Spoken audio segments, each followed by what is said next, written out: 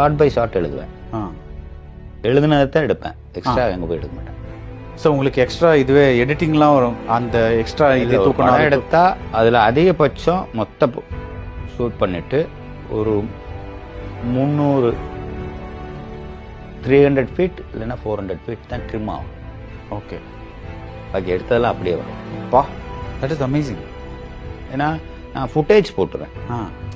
ஒரு scene முடிச்சாச்சுனாக்க, first half வரைக்கும் முடிச்சாச்சுனாக்க,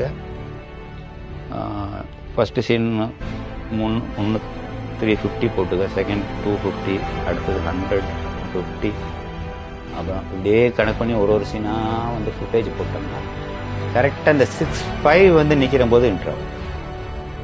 அப்படிதான் நீங்கள் திரைக்கதே எழுதுறது. ஓ, அப்படின்னா பேப்பர்லேயே எடிட் ஆகிடும். எடிட்டிங் ரூமில் போய் குறைச்சிட்டு இருக்கிறதுங்கிறது வந்து காஸ்ட் வேஸ்ட். ஆமாம், பட் அந்த மாதிரி யோசிக்கிறவங்க ரொம்ப கம்மிங்க நிஜமா.